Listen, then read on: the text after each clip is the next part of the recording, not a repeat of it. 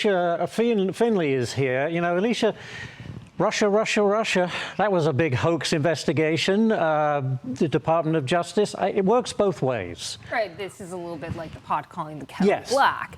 And if you recall, we just found out last week that the Justice Department had gotten call logs for 9 Republican senators as it sought to expand its probe into Donald Trump and the January 6th riots, ostensibly looking to see if there may have been evidence that some of the Republican Congress members could have been obstructing or also participating as co-conspirators. Yes. And then the Supreme Court has twice ruled against the Biden Justice Department in terms of its prosecutions of both Donald Trump as well as some of the January 6th rioters, saying that they overreached.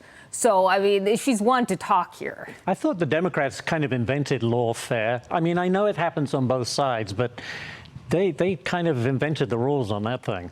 I think that's right. And if you actually look back, I followed Kamala Harris's career going back to when she was Attorney General in California, and I was writing editorials about how she was targeting certain for-profit colleges that the progressives didn't like. She also went after a Catholic hospital that sought to acquire another hospital because the SEIU union opposed it. So they've been doing this for a very long time. There's a track record for sure. I want to get to this one.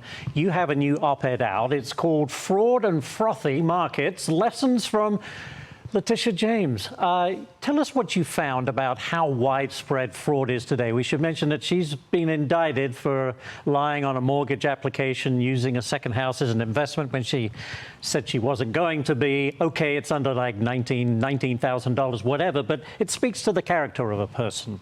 Right. Well, and then this isn't a big amount of money, as you say, but there was a study in the Philadelphia Federal Reserve Bank that found about 6% of borrowers during the housing bubble lied, and they were investors who claimed that they were actually occupants. And these people were at much higher rates of defaulting.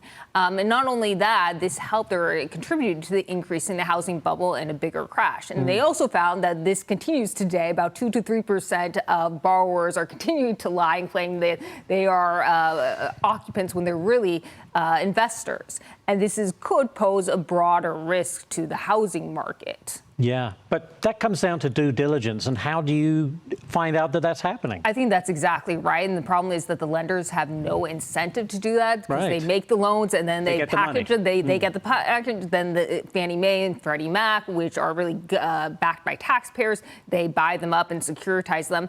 And they have no incentive because they are backed by taxpayers.